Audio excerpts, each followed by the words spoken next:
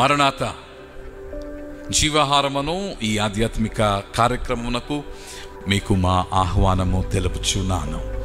ఈ కార్యక్రమము మీకు ఆశీర్వాదకరంగా ఉన్నదని మేము నమ్ముచున్నాము. The distinctiveness that the God of the Bible carries in comparison to the gods of the world is the God of the Bible is a living God and a God who hears us and a God who sees us.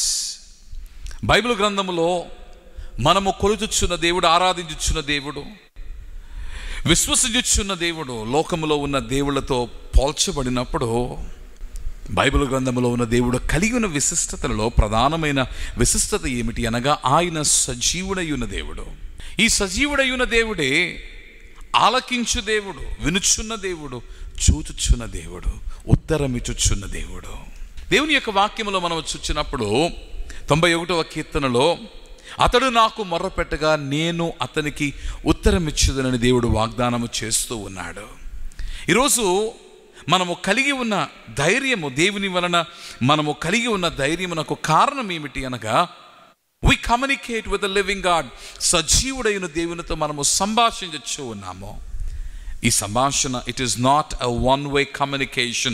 The communication that we have with God is not a one-way communication but a two-way communication.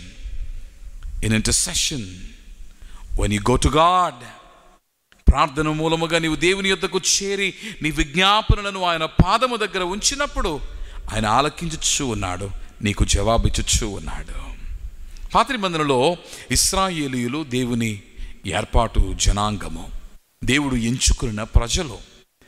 ఈ ఇశ్రాయేలుతోనే దేవుడు తన నిబంధనను కూడా కలిగి ఉన్నట్టుగా మనము చూడగలుగుచున్నాము. ఈ ఇశ్రాయేలులైన వారు ఐగుప్తు దేశంలో వారు మగ్గిపోవచ్చున్నప్పుడు దేవుడు తన ప్రణాళికలో నాయకుడైన మోషేను నిలబెట్టినప్పుడు మోషేతో మాట్లాడుతూ మోషేకు సెలవిచ్చుచూ ఉన్నాడు. మరియు యెహోవా ఇట్లనెను, 3వ అధ్యాయము 7వ వచనము, నిర్గమకాండము, నేను ఐగుప్తులోనున్న నా ప్రజల బాధను నిశ్చయముగా చూచితిని, పనులలో తమ్మును కష్టపెట్టు వారిని బట్టి వారు పెట్టిన మొరను వింటిని, వారి దుఃఖములు నాకు తెలిసేయున్నవే. నీవు దుఃఖపడుతూ, నీవు శ్రమపడుతూ, నీ బాధలో నీవు ఒంటరిగా ఉన్నావని నీవు తలస్తూ ఉన్నావేమో.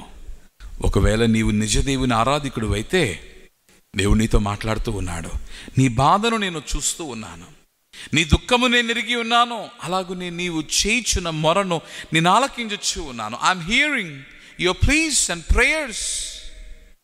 నీ ప్రార్థన నేను ఆలకించి ఉన్నాను. You see, the God of the Bible is also a God of assurance. He is an assuring God. And that assurance comes through His promises. ఆయన వాగ్దానములు బట్టి ఈ అభయమును మనము కలిగి ఉన్నాము. ఆ అభయములలో ఒక ప్రధానమైన అభయము, వాగ్దానము, నేను నీ మొరను ఆలకించి ఉన్నాను. ఈ ఉదయకాల సమయమందు దేవుడు నన్ను చూచుచున్నాడో లేదో, నా మొరను ఆలకించుచున్నాడో లేదో అని నీవు తలస్తూ ఉన్నావేమో. I wanted to assure you that God is hearing your prayers and God is willing to answer your prayers. నీ ప్రార్థనను ఆలకించడం మాత్రమే కాదు, నీ ప్రార్థనకు జవాబిచ్చుచూ ఉన్నాడు. బహుశా కొన్ని పర్యాయములు ఈ జవాబు maybe it is a no, it is not an yes from God, but maybe it is a no, but still He's going to answer you.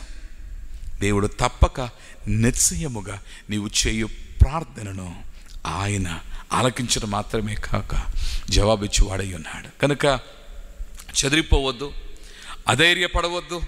నీ దేవుడు నిన్ను చూచుచున్నాడని, నీ ప్రార్థన ఆలకించుచున్నాడని ధైర్యం తెచ్చుకుని ముందుకు సాగండి. ప్రార్థన చేసుకుందాం. ప్రభువా, నీవు చూచుచున్న దేవుడవు, నీవు నన్ను చూచి ఉన్నావని, నా శ్రమను తండ్రి నీవు చూచి ఉన్నావని, అలాగునే తండ్రి నా గోడును, నా మొరను, నా ప్రార్థనను నీవు ఆలకించున్నావని నమ్ముచున్నా. అందులో బట్టి ప్రభువా, మేము చేయుచున్న ప్రార్థనకు సైతము నెరవేర్పును మాకు దయచేయము తండ్రి. ఈ దినమందు మమ్ములను ఈ సత్యముతో నింపి ఉన్నా గనుక మేము ధైర్యము తెచ్చుకొని ప్రభువా, మా ప్రార్థనలకు నెరవేర్పు, మా ప్రార్థనలకు జవాబు దొరుకుచున్నదని మేము విశ్వసించి ధైర్యముగా ఈ దినమును ఎదుర్కొనుటకు మాకు నీ శక్తి సామర్థ్యములు దయచేయము. ప్రాణనాథుడైన క్రీస్తు పేర ప్రార్థించుచున్నాము మా ప్రియ పరలోకపు తండ్రి. ఆమేన్. Maranatha, have a blessed day. God bless you.